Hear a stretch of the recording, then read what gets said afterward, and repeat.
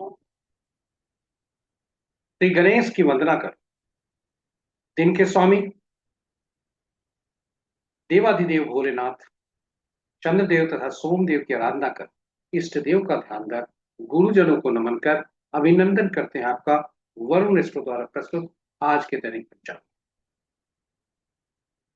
यह दैनिक पंचांग हम नित्य प्रस्तुत किया करते हैं और प्रतिदिन प्रस्तुत लघु पंचांग का यह बृहद रूप है। इसमें डेटा जो भी प्रयुक्त होता है दैनिक पंचांग से लिए जाते हैं, छवि तथा ध्वनि गूगल से ली जाती है और यह प्रस्तुति यूट्यूब के माध्यम से, यूट्यूब के सौजन्य से हम सफलपूर्वक आप तक पहुंचा पाने में समर्थ होते हैं। जिस प्रकार पंचांग के 5 अंग होते हैं, उसी प्रकार इस प्रस्तुति के भी 5 भाग हैं। पहला भाग पंचांग मुहूर्त और ग्रहों के गोचर से संबंध रखता है और इसी पहले भाग में से पंचांग और मुहूर्त को लेकर हम इस प्रस्तुति का लघु रूप आपके सुझावों के अनुरूप हम अलग से प्रस्तुत किया करते हैं। दूसरा भाग, जी हाँ, दूसरा भाग ताराबलम इसका नाम है, सितारे जिसमें करते काम है, नक्षत्र के अनुसार आज कैसा दिन रहने की संभावना। ताराबलम का मुख्य सिद्धांत नवतारा चक्र पद्धति पर आधारित है। ताराबलम चंद्रमा से का फल देता है, जो कि आज के बारे में है। वहीं नवतारा चक्र पद्धति पूरे जीवन काल में कौन से ग्रह सुखकारी हमारे लिए होंगे, कौन से ग्रह हमारे लिए चुनौती के लेकर आएंगे, ये सभी हम जान सकते हैं पूरे जीवन काल में और उसी अनुरूप योजनाबद्ध तरीके से अपने कार्यों का निष्पादन कर सकते हैं। इस प्रकार नौ तारा चक्र पद्धति एक मार्गदर्शक के रूप में काम करता है, हमें बताता है कि कौन से ग्रह सुखकारी है, कौन से असुखकारी। जन्म कुंडली में उसी तरह से बैठे ग्रह से कैसे शुभ फल प्राप्त करें, यह भी नौ तारा चक्र पद्धति से जब हम ग्रहों के बारे में जान जाते हैं, शुभ कौन शुभ है, कौन शुभ, कौन शुभ है, कौन अशुभ, तो हम यह भी जन्म कुंडली का अध्ययन में भी यह सपोर्ट करता है। इसके अतिरिक्त जीवन में हम विभिन्न लोगों से जुड़ते हैं और शुभ ग्रहों के नक्षत्र में जन्मे जातक तो हमारे लिए शुभकारी होंगे, वहीं अशुभ ग्रहों के नक्षत्र में जन्मे जातक हमारे लिए बाधक होंगे, विभिन्न तरह के समस्याएं लेकर लाएंगे, पीड़ादायक हो सकते हैं, अति पीड़ादायक हो सकते हैं। इसलिए अपेक्षा हमको उसी के अनुसार अनुरूप करने हेतु नौ तारा चक्र पद्धति एक मार्गदर्शक के रूप में काम करता है। विस्तृत चर्चा प्रस्तुति में। तीसरा भाग चंद्र बलम इसका नाम है, जिसमें राशि करते काम है। विभिन्न राशियों में जन्मे जातक के लिए आज के चंद्रमा राशि के अनुसार क्या संकेत दे रहे हैं शुभता अशुभता के संदर्भ में। चौथा भाग चौघरिया एक प्रकार का मुहूर्त ज्योतिष शुभ और अशुभ काल बताता है। कोई भी कार्य जब हम करते हैं उसमें शुभता चाहते हैं और चौघरिया मार्गदर्शक के रूप में शुभ और अशुभ समय बताता है, कब करना है कब नहीं करना। काफी उपयोगी है और इसकी उपयोगिता को देखते हुए हम YouTube पर अलग से वीडियो पोस्ट किए हैं, हिंदी और अंग्रेजी में। विस्तृत चर्चा प्रस्तुति में। पांचवा और अंतिम भाग अंकों का चमत्कार। अंक हमारे लिए निरंतर कार्य करते हैं। जी हाँ, अंक नॉन स्टॉप कार्य करते रहते हैं और ये अंक हमारे लिए शुभता और अशुभता दोनों लाते हैं। हमें आवश्यकता है अंकों को पहचानने का, उन्हें समझने का, उन्हें जानने का और उन्हें सही ढंग से उसका उपयोग करके उनका जीवन में शुभता बनाए रखने का, अशुभ अंकों से दूरी का और शुभ अंक अशुभ न हो जाए इसकी भी सावधानी बरतने का। ये सारी चर्चाएं इस प्रस्तुति में, तो उस प्रस्तुति का उद्देश्य अंकों से का चमत्कार आपके जीवन में शुभता लिए हुए। जी हाँ, अंक कार्य करते रहते हैं, पूरे जीवन काल में कार्य करते हैं, जिस तरह से हमारी सांस की प्रक्रिया काम करती है।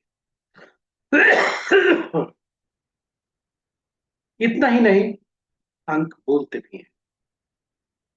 किसी भी माह के विभिन्न तिथियों को जन्मे जातक के लिए आज का अंक शुभता और अशुभता के संदर्भ में क्या संकेत दे रहे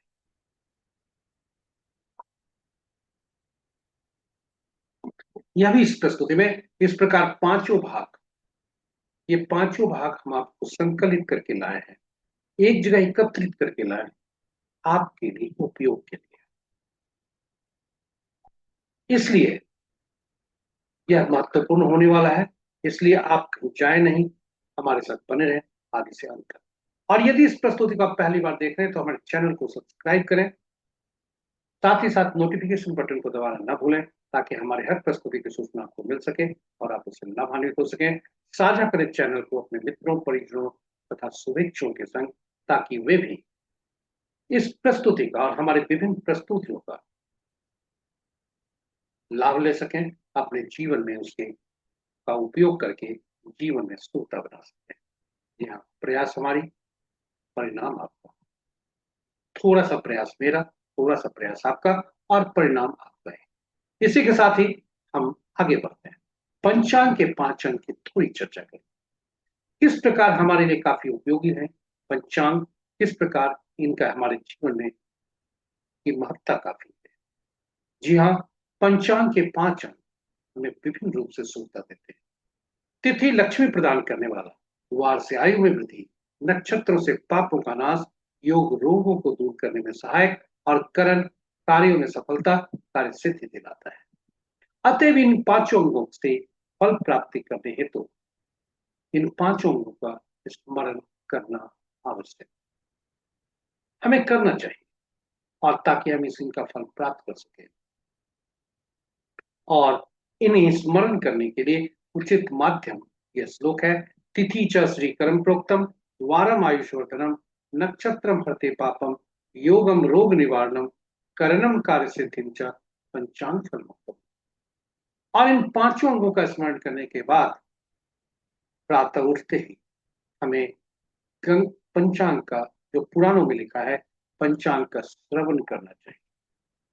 पुराणों में लिखा है पंचांग श्रवण मात्र से गंगा स्नान तुल्य लाभ, यानी गंगा का तात्पर्य यहाँ शरीर, हमारे शरीर के जलीय तत्व, जन्म कुंडली की जलीय राशियां, और जलीय राशियों में बैठे ग्रह, साथ ही साथ जलीय राशियों के स्वामी, ये सभी स्वरूप से प्रभावित होते हैं, और इसलिए इनकी शुद्धता और बढ़ जाती है।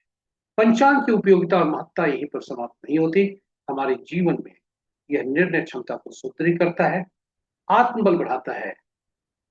पंचांग प्रकृति और ब्रह्मांड की ऊर्जा के साथ संतुलन स्थापित करने में सहायक होता है, जिसके फलस्वरूप हम सबके जीवन में शांति, समृद्धि और सकारात्मकता का संचार होता है। अतः पंचांग का अनुसरण करके हम अपने जीवन को अधिक सफल और समृद्ध बना सकते हैं। जी हाँ, पंचांग का अनुसरण करके अब हम अपने जीवन को अधिक सफल और समृद्ध बना सकते हैं। तो आइए पंचांग की उपयोगिता, इसकी महत्ता और जीवन में भूमिका को देखते हुए हम सब पंचांग का स्मरण, श्रवण और अनुसरण करें, और करके अपने जीवन को सफल और समृद्ध बनाते हुए जीवन में सुखता बनाए रखें। इसी के साथ ही हम प्रस्तुति के आगे भाग में चलते हैं, प्रस्तुति के मुख्य भाग में चलते हैं, और मुख्य भाग में जाने के क्रम में श्री राम का नाम उच्चारण करते चलते हैं, और जहां श्री राम होते हैं वहीं भाई हनुमान भी होते हैं। तो चलते हैं प्रस्तुति में।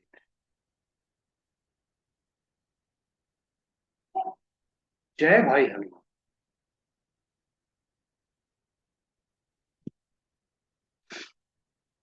स्वागत है आपका प्रस्तुति में। आज का दिनांक 15 जून 2026, माह अधिक मास का ज्येष्ठ मास, और पक्ष कृष्ण, शाका संवत 1948 12 भाव, विक्रम संवत 2083 से तारते, कलयुग का 5127।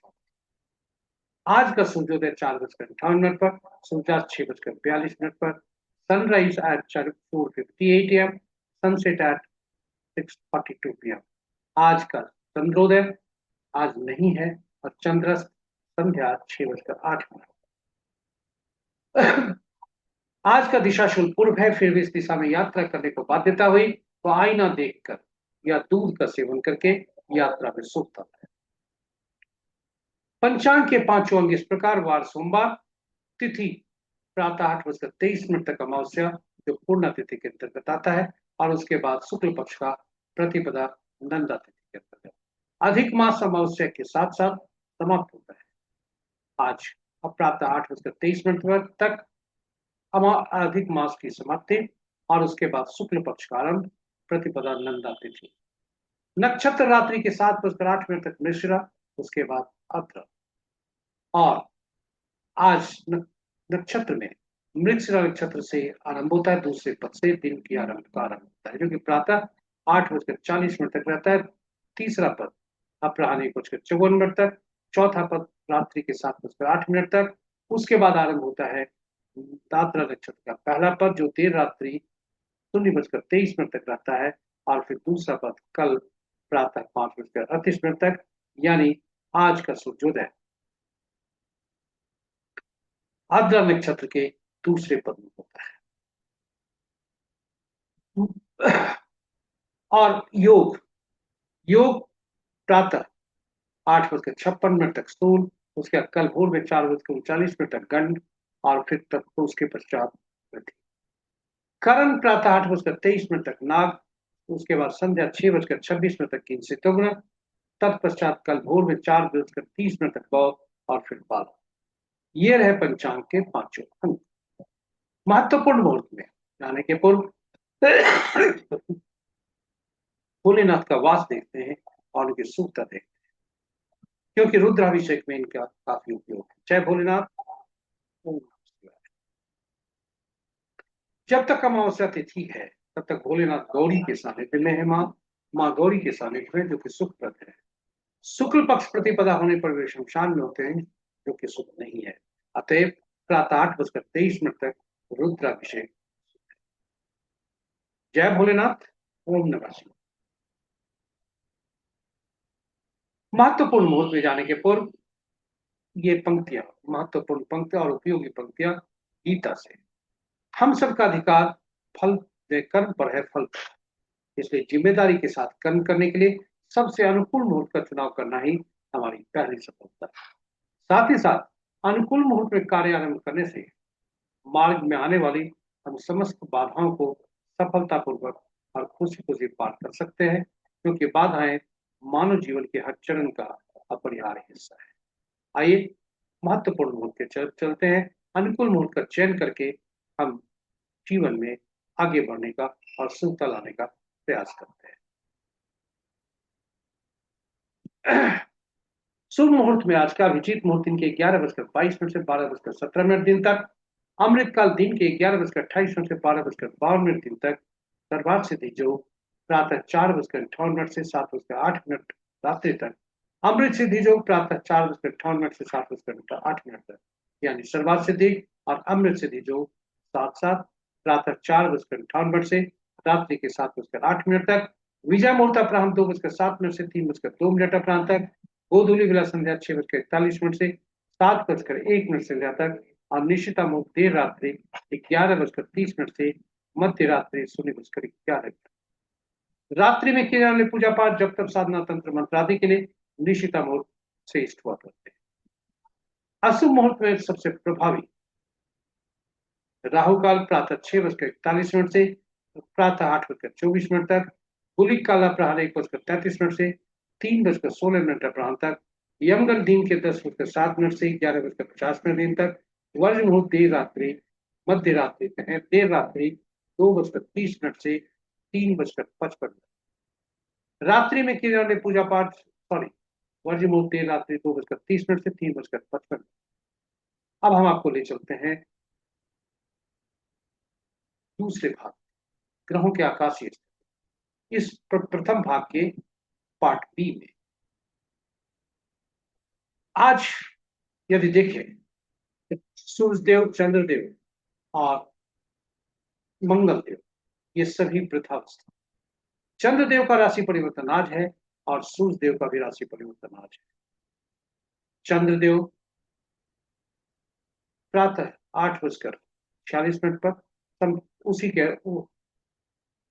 उसी लगभग उसी समय ये प्रातः 8:40 तक चंद्रदेव का राशि परिवर्तन है, और सूर्यदेव का राशि परिवर्तन 12:58।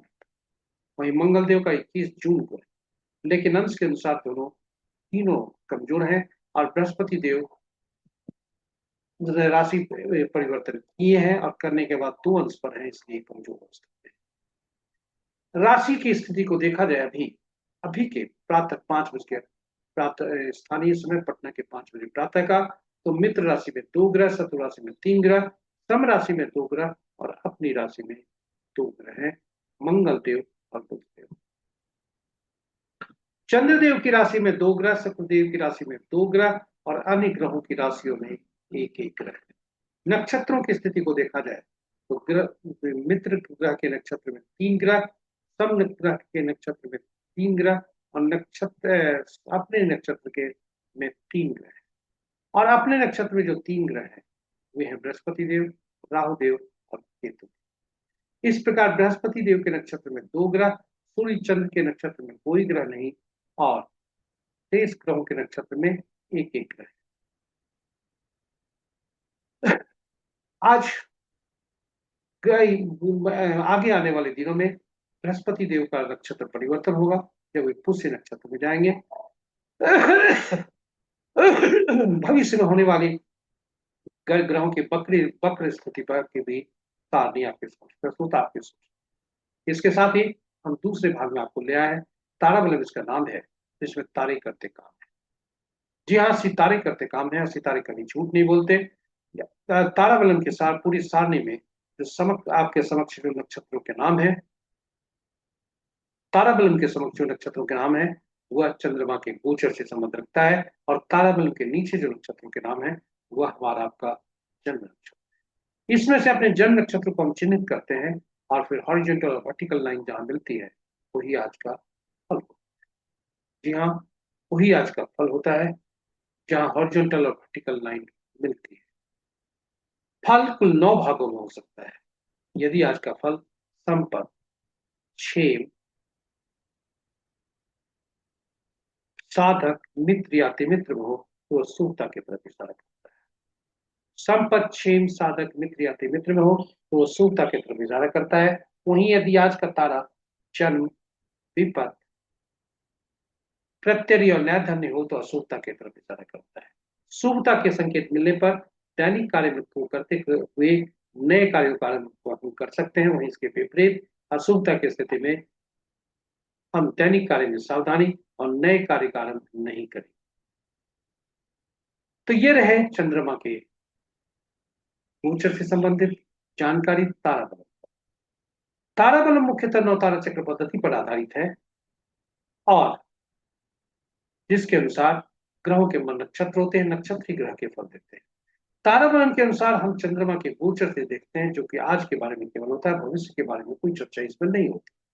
लेकिन नवतारा चक्र पद्धति से यदि हम नवतारा चक्र पद्धति से देखें तो हमें पूरे भविष्य के का खाका खींच सकते हैं। भविष्य के बारे में कौन से ग्रह शुभकारी होंगे, कौन से अशुभकारी, यह सभी हम जान सकते हैं। तो ग्रहों के आकाशीय स्थिति के अनुसार, ग्रहों के गोचर के अनुसार, नक्षत्रों के से संबंध होने के कारण हम सभी ग्रहों के फल को जान सकते हैं। आइए कुछ संक्षिप्त में चर्चा करते हैं 27 नक्षत्रों को 9 श्रेणियों में रखकर उन्हें ग्रहों से कैसे जोड़ा जाता है। 27 नक्षत्रों को 3 श्रेणियों में रख के 9 नक्षत्रों को समूह बना के 3 श्रेणियों में रखा जाता है और उसके बाद ग्रहों को महादशा के क्रम में रखते रखते हुए ग्रहों को महादशा से जोड़ा जाता है। और पहला ग्रह केतु देव बनते हैं, इसलिए हर श्रेणी में से पहला नक्षत्र जो होता है वो केतु देव से जुड़ता है। उसी प्रकार दूसरा ग्रह शुक्रदेव बनते हैं। हर श्रेणी में से दूसरा नक्षत्र जो होता है वह शुक्रदेव से बनते हैं और इस प्रकार घड़ी की सुई की दिशा में आगे बढ़ते हुए बुध देव 9 ग्रह 9, 18, 27वां नक्षत्र का स्वामित्व बुध देव को मिलता है और यह सारणी इस प्रकार होती है। यह काफी उपयोगी है, इसे आप सहेज कर रख सकते हैं। इस सारणी में से अपने नक्षत्र को हम चिन्हित करते हैं और नक्षत्र को चिन्हित करके शीर्ष पर जाते हैं, संबंधित ग्रह स्वामी को देखते हैं। जो ग्रह बनते हैं वही स्वामी होते हैं और पहला ग्रह जो होता है यहीं से गणना हमारी आरंभ होती है। पहले ग्रह से घड़ी की सुई की दिशा में आगे बढ़ते हुए मरकरी बुध तक जाते हैं और फिर केतु से गणना आरंभ करते हुए जो हमारा पहला ग्रह बनता है उसी के ठीक पिछले ग्रह तक यात्रा करते हैं। इस प्रकार 9 ग्रह की गणना हो जाती है। जब हम इन ग्रहों को देखें पहला ग्रह जो बने, इनका थोड़ा आकलन करें। पहला ग्रह जन्म ग्रह जो बनता है, जहां से गंध आरंभ होती है, इसी ग्रह की महादशा में हमारा जन्म। ये कैसे जाने? विंशोत्तरी दशा को देखिए, जो आपका जन्म ग्रह है वही आपकी महादशा का ही ग्रह आरंभ होता है। और आश्चर्य की बात तो ये होगी कि यदि ग्रह की महादशा की अवधि जो भी है, उससे कम आपको भोगने हैं पूरी अवधि, लेकिन कम भोगने होते हैं। उसका कारण यह है कि कुछ हम पिछले जन्म में भोग लेते हैं। विंशोत्तरी दशा को देखें, स्पष्ट स्थिति होगी। यहाँ पर उदाहरण हमने लिया है, किसी जातक का जन्म सूर्य के नक्षत्र में हुआ है। सूर्य की दशा अवधि 6 वर्ष होती है, लेकिन दशा का जो अवधि, जो बैलेंस जिनके भोगना है, वह 1 साल 11 महीना 15 दिन है। तात्पर्य, ये जातक 4 महीना 0 दिन 15 मिनट 0 महीना 15 दिन ये पिछले जन्म में भोग कर रहा है। इसका तात्पर्य हुआ कि इसी ग्रह का, जिस ग्रह की महादशा में हमारा जन्म होता है, उसी ग्रह की महादशा में हमारी मृत्यु भी हुई होती है। और चूंकि पहला ग्रह का संबंध पिछले जन्म के मृत्यु और इस जन्म के जन्म से भी है, इसलिए ये ग्रह मिश्रित फल देते हैं। और दूसरा, चौथा, छठा, आठवां, नौवां ये शुभ फलदायी होते हैं, और वहीं तीसरा, पांचवा, सातवां ये अशुभ फलदायी।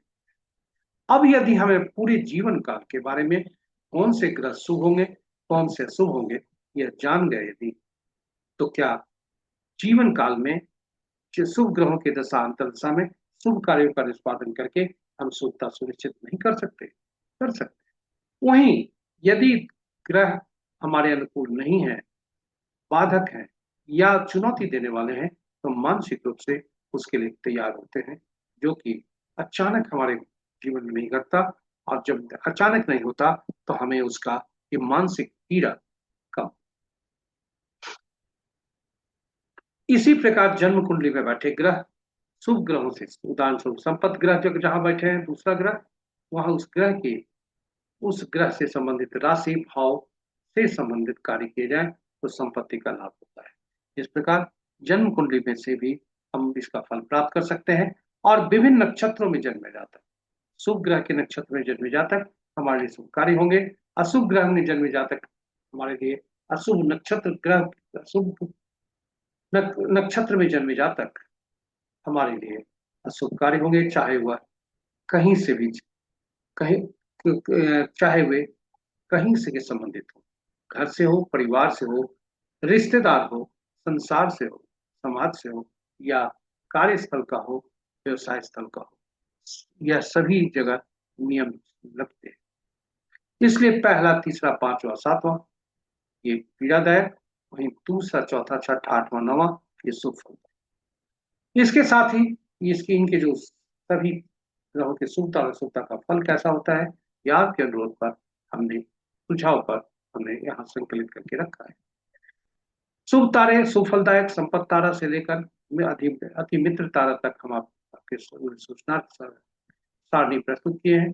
और वहीं अशुभ तारे की स्थिति में परिणाम किस तरह के होते हैं, यह भी आपके समक्ष प्रस्तुत है। इसके साथ ही हम ग्रहों के आकाशीय स्थिति पर की ओर चलते हैं, गोचर की स्थिति पर चलते हैं। आज का चंद्रमा मृगशिरा नक्षत्र में है, 7:08 रात्रि तक। उसके बाद आद्रा नक्षत्र में जाते हैं, रात्रि के 7:08 तक।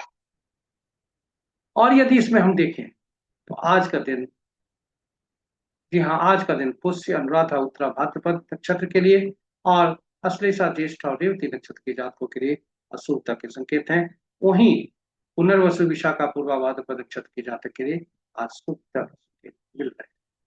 इसके साथ ही हम आपको अब ले चलेंगे तीसरे भाग। जी हाँ, तीसरे भाग में हम आपको ले चलते हैं। और तीसरा भाग क्या है? चंद्रबलम इसका नाम है। राशि इसमें करते काम है।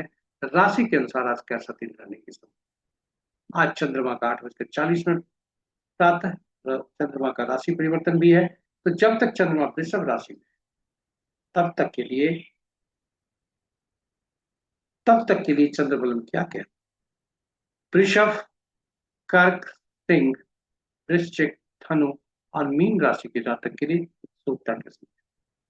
वहीं यदि आपका जन्म मिथुन राशि में हुआ है तो फिर मेष, मिथुन, सिंह, कन्या, धनु, मकर राशि के जातक के लिए शुभता के संकेत है। शेष राशि के जातक के लिए थोड़ी परेशानी हो सकती है, सावधान। इसके साथ ही चंद्रमल में समाप्त होता है। आपको ले आए चौगड़िया। चौगड़िया एक प्रकार का मूल ज्योतिष शुभ और अशुभ काल दर्शाता है। कोई भी कार्य करते हैं तो शुभता उसमें चाहते हैं, और यह हमें शुभता बताता है, मार्गदर्शक का काम करता है कि कौन से चौगड़िया को किसके लिए उपयोग किया जाए। चाहे वह कार्य पूजा पाठ से संबंधित हो या नए, हम पहली बार पूजा, पहली बार वह कार्य करने जा रहे हैं, चौगड़िया चुनते हैं।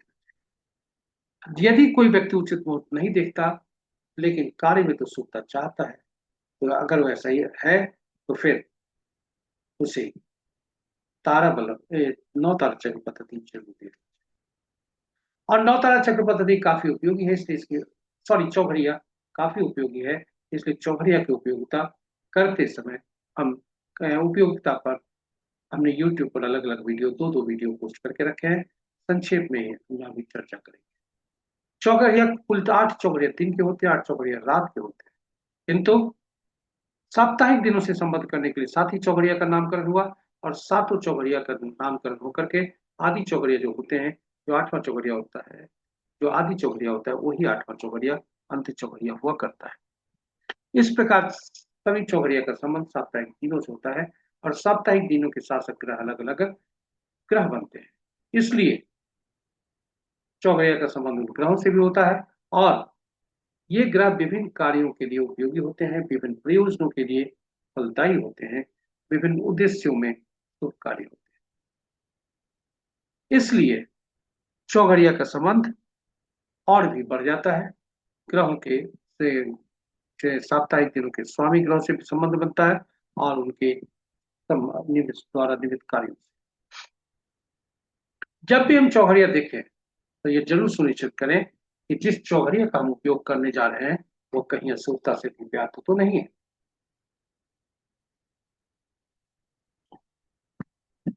दिन में 3 तरह की अशुभताएं हो सकती है, राहु काल, काल बेला, वार बेला, और रात्रि में काल रात्रि। जी हाँ, राहु काल, काल बेला और वार बेला, और रात्रि में काल रात्रि। अनुभव के आधार पर हमने पाया है, जो आपके समक्ष प्रस्तुत है, कि दिन में सूर्य देव का प्रभुत्व होता है, और सूर्य देव से शनि देव नाराज रहते हैं, पिता पुत्र होते हुए।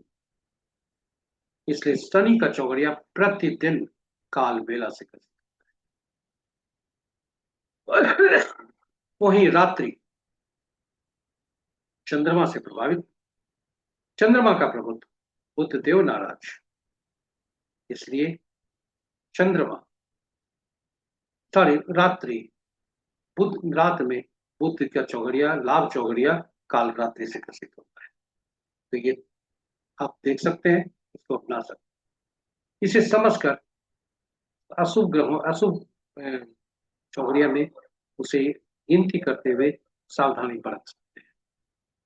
अब हम देखते हैं चौगड़िया के बारे में, चलते हैं। काल चौगड़िया शनिदेव का चौगड़िया जरूर होता है। पांच शनिदेव पापी ग्रह है, काल के रूप में चिन्हित होते हैं, कोई भी शुभ कार्य नहीं करना चाहिए, लेकिन धनोपार्जन हेतु की जाने वाली गतिविधियों के लिए यह लाभदायक है। और धनोपार्जन की जो गतिविधियों के लिए जो पथ है वो ईमानदारी के, सत्यनिष्ठा के और सरकार के नियमों का अनुपालन करते हैं, किसी का हक नहीं छीनते। शुभ चौगड़िया, सॉरी, रोग चौगड़िया, मंगल देव स्वामी, क्रूर और अनिष्टकारी मंगल ग्रह, कोई शुभ कार्य नहीं करना चाहिए, लेकिन मंगल देव शत्रुहंता होते हैं, युद्ध क्षेत्र में शत्रु को हराने के लिए ये काफी उपयुक्त होते हैं। और आज के संदर्भ में हम कहें कि आज के संदर्भ में हर, लगभग हर वर्ग का व्यक्ति कहीं न कहीं वह शत्रु से शत्रु से परेशान है, यानी शत्रुहंता नहीं कर पा रहा, और उसके लिए शत्रुहंता की परिभाषा बदल जाती है। युद्ध क्षेत्र में उसे शत्रु हराने की आवश्यकता नहीं, उसे अपने कर्म क्षेत्र में हराना होता है। विद्यार्थी वर्ग, वर्ग अपने सहपाठी का, नौकरी पेशा वाले व्यक्ति अपने सहकर्मी का, व्यवसाय करने वाले व्यक्ति अपने व्यवस विभिन्न रूप से व्यवसाय का। इस प्रकार हमने चौघड़िया पर चर्चा की। अब चलिए आज का चौघड़िया देखते हैं। आज का दिन अमृत चौघड़िया से दिन आरंभ हो रहा है, अमृत चौघड़िया से दिन समाप्त। लेकिन काल चौघड़िया जो प्रातः 6:41 से 8:24 तक है, वह राहु काल और काल बेला दोनों से ग्रसित है। और अपराह्न में लाभ चौघड़िया जो अपराह्न 3:16 से 4:59 तक है, वो वार बेला से ग्रसित है। रात्रि का चौघड़िया लाभ चौघड़िया जो 10:33 से 11:50 तक है, वह लाभ चौघड़िया से ग्रसित है। इस प्रकार हम सभी चौघड़िया की चर्चा हमने की। अब हम आपको ले चलते हैं अंकों की अद्भुत दुनिया में। अंक हमारे जीवन में हम भूमिका अदा करते हैं, और ये अंक होते हैं 1 से 9 तक। जी हाँ, 1 से 9 तक 10वां अंक नहीं होता, शून्य को गणना में नहीं लेते। और चूंकि एकल अंक में ही अंक हमें प्रयोग करने होते हैं, पूरे जीवन काल में ही अंक प्रयोग में आते हैं, जो कि शुभ और अशुभ फल देते हैं। इसलिए जब भी दो अंकों का समूह या दो अंकों से ज्यादा का समूह होता है, तो उसमें प्रयुक्त हुए सभी अंकों को जोड़कर एक अंक में हम परिवर्तित कर लेते हैं। और इस प्रकार एक अंक में परिवर्तित करके हम उसकी गणना करते हैं। 1 से 9 तक के अंक में पांचवा अंक मध्य अंक होता है। यह शक्तिशाली अंक होता है, क्योंकि अपने से पहले और बाद के अंकों को वह संतुलित करके रखता है। 1 से 9 तक अंक शासित होते हैं 9 ग्रहों से, जिनकी अलग अलग तत्व गुण और ऊर्जा होती है, जो इन अंकों में भी समाहित होती है। इसलिए इन अंकों को इस अंकों की दुनिया में, अंकों के साम्राज्य में विशेष नाम से पुकारा जाता है, जिसकी सारणी आपके समक्ष प्रस्तुत। जब हम जन्म लेते हैं, ईश्वर हमें कुछ अंक उपहार में देते हैं जन्म तिथि के रूप में, जिसमें तिथि माह और वर्ष हुआ करता है। तिथि और माह एक अंक का भी हो सकता है, दो अंकों का भी हो सकता है, वर्ष 4 अंक। और सिद्धांत जो अंक ज्योतिष का इस सभी अंकों को जोड़कर एक अंक को परिवर्तित करते हैं, यह भी यहाँ अपनाया जाता है। तिथि हम खुद होते हैं, यानी हमारा आंतरिक व्यक्तित्व होता है, इसलिए इसे मूलांक कहते हैं, बोलचाल की भाषा में इसे ड्राइवर कहते हैं। और तिथि माह और वर्ष तीनों जब मिलते हैं, तो वह भाग्यांक होता है। और वह भाग्यांक जो होता है, तिथि माह और वर्ष, ये भाग्यांक होते हैं। इन्हें बोलचाल की भाषा में कंडक्टर कहा जाता है। ड्राइवर और कंडक्टर आपस में मित्रवत रहना जरूरी है। यदि कल्पना कीजिए, बस का ड्राइवर, दैनिक जीवन में बस का ड्राइवर यदि और कंडक्टर आपस में शत्रुवत है, फिर बस का चलना मुश्किल होता है। ठीक उसी प्रकार हमारे जीवन का बस, ड्राइवर और कंडक्टर यदि शत्रुवत नहीं हुए, तो फिर परेशानी बनती है, और वह हमें सु अच्छा फल नहीं देते। जीवन हमारा स्ट्रगल है। दूसरी परिस्थिति यह भी बन सकती है कि ड्राइवर और कंडक्टर मित्रवत हो, किंतु हम कुछ शत्रु अंक लिया है, वहां से बात शुरू।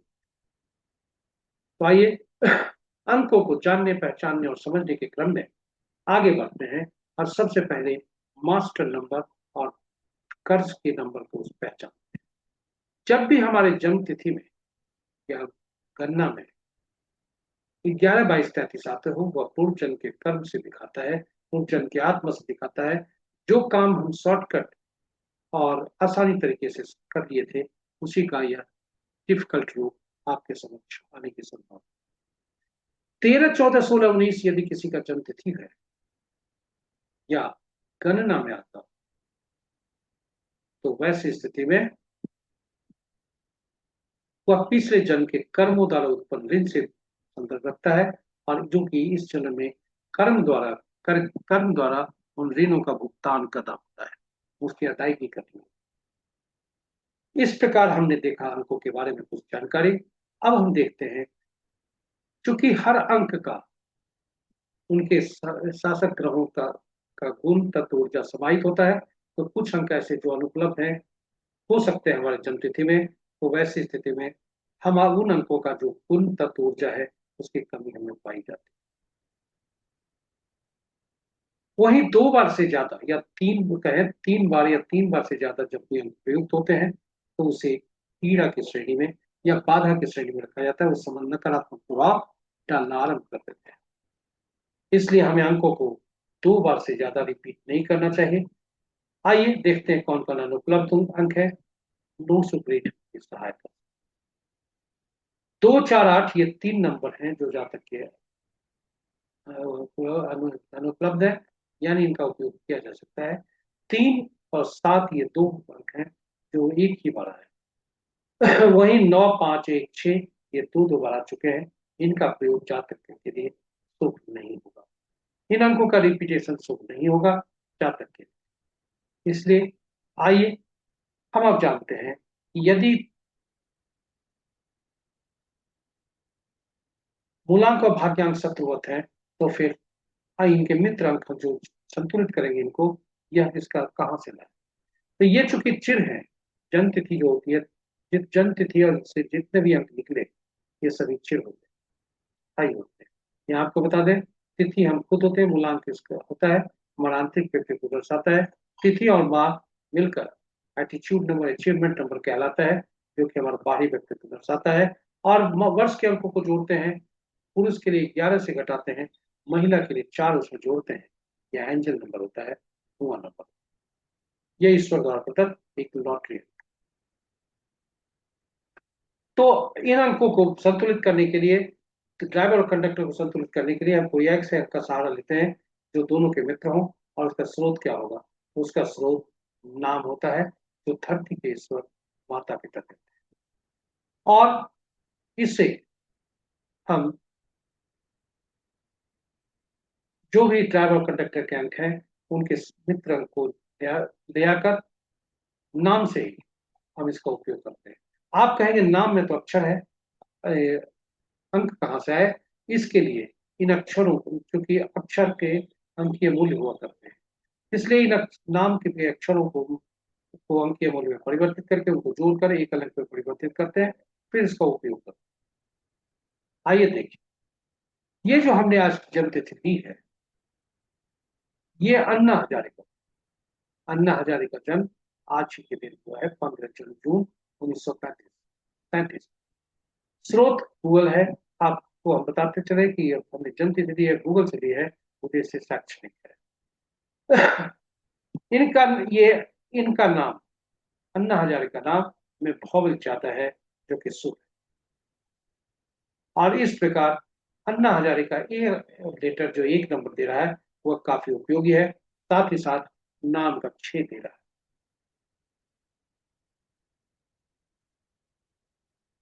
नाम का 6 दे रहा है। 6 इनके लिए उपयोगी है या नहीं, यह हम चार्ट से पता करेंगे। लेकिन हमें जो चाहिए हम इसे खोज सकते हैं, पैसा प्राप्त कर सकते हैं। अभी तक हमने देखा अंक कैसे कार्य करते हैं। जी हाँ। और अब हम देखेंगे कि अंक वर्षफल कैसे निकालते हैं। इसके लिए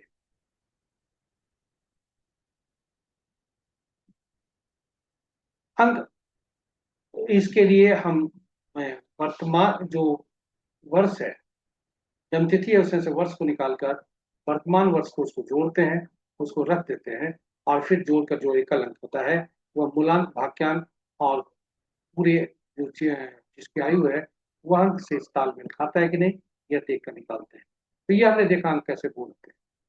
आइए अंक कार्य कैसे करते हैं। अंक कार्य करते हैं और ये दुश्मनों से थोड़ा रूबरू होते हैं।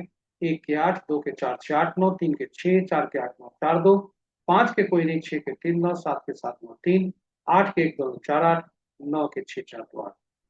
और 15 इनका जन्म तिथि है। इनके जो गुणांक बनते हैं 6, 6 के शत्रु 3 और 9 होते हैं। 6 के शत्रु 3 और 9 होते हैं। और 5 के कोई नहीं। तो भविष्य में हम 3 9 की व्यवस्था नहीं करें, 3 9 से दूरी बनाए रखें। पर्सनल ईयर जो हमने कहा था, हाँ कुछ आपको बताते चले कि कुछ अंक ऐसे भी होते हैं जो अपने के दुश्मन होते हैं। ये होते हैं 4 7 8 9। इनकी पुनरावृत्ति किसी भी क्षेत्र में शुभ नहीं होते, चाहे मकान संख्या हो, टेलीफोन संख्या हो, क्योंकि अंक की ऊर्जा हमें बराबर मिलती रहती है, चाहे वो सकारात्मक हो या नकारात्मक। पर्सनल ईयर निकालने के लिए हमने कहा था, बताया था कि नए वर्ष को निकालकर वर्तमान वर्ष को रखते हैं, फिर भाग्यांक को निकालते हैं, और इसमें ये 4 आता है और रनिंग एज 8 आता है। 6 और 9 दुश्मन थे, 6 के 3 और 9 दुश्मन है। यहाँ रनिंग एज 8 आ रहा है, और 8 और 4 जो अंक आ रहे हैं ये आपस के शत्रु जरूर हैं। लेकिन ये जो है, इनका फल निर्भर करता है अन्य अंक जो ये जातक प्रयोग कर रहे हैं उस पर। अब चलिए, हमने देखा कि अंक कैसे कार्य करते हैं, अंक बोलते कैसे हैं। आज का अंक 4 है, और 4 अंक मित्रवत केवल होते हैं 6 और 7 से। तटस्थ होते हैं 1 और 5 से, और ये अपने के दुश्मन होते हैं सबसे पहले। तो जिस जातक का जन्म 6, 15, 24 को हुआ है, 7, 16, 25 को हुआ है, किसी भी माह के, कि 6, 15, 24 या 7, 16, 25 को हुआ है, उसके लिए दिन आज उत्तम होने की संभावना है। 1, 10, 19, 28 और 3 बार 21, 30 को जन्मे जातक, सॉरी, 1, 10, 19, 28 और 5, 14, 23 तारीख को जन्मे जातक के लिए आज का दिन साधारण रहने की संभावना। परहेज करें शेष जातक, क्योंकि जो मित्रवत नहीं है, शत्रुवत है, अति शत्रुवत है, सावधान रखें। ईश्वर आपको सुख बनाए रखें। इसी के साथ हम पूरी प्रस्तुति की सारणी आपके समक्ष प्रस्तुत। आप पंचांग का स्मरण, श्रवण और अनुसरण करें।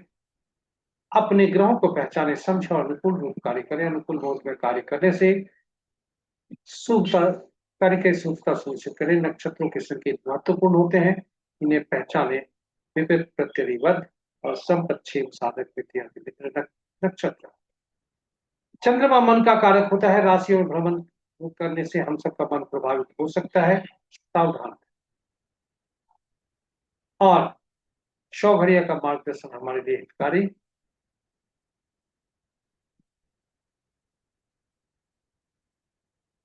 और अंत में अंकों के उस अंकों को समझें, पहचाने, जीवन में सही अंक का चयन करके सकारात्मकता सुनिश्चित करें। और इसी के साथ हम प्रस्तुति के अंतिम पड़ाव पर पहुंच गए। आप हमारे साथ बने रहे, इसके लिए बहुत बहुत धन्यवाद। आशा करते हैं पूरी प्रस्तुति आपके लिए उपयोगी सिद्ध होगी। यदि इस प्रस्तुति को आप अभी तक आप पहली बार देख रहे हैं, हमारे चैनल को सब्सक्राइब करें, साथ ही साथ नोटिफिकेशन बटन को दबाना न भूलें, ताकि हमारे हर प्रस्तुति की सूचना आपको मिल सके। सुझाव, आपका सुझाव प्रस्तुति को बेहतर बनाता है, हमारा मनोबल बढ़ाता है। यूट्यूब के कमेंट बॉक्स में कमेंट करके अपना सुझाव दें, हमारा मनोबल बढ़ाएं, और इस प्रस्तुति को विशेष रूप से लाभदायक करें। इसके साथ ही हम आपको इस अपने आज के देवता देवाधिदेव भोलेनाथ, आज के देवता देवाधिदेव भोलेनाथ, चंद्रदेव तथा सोमदेव से प्रार्थना करते हैं कि उनकी असीम कृपा पर बनी रहे और आपका दिन शुभ हो। जय भोलेनाथ, जय भोलेनाथ, जय सोमनाथ, जय चंद्र।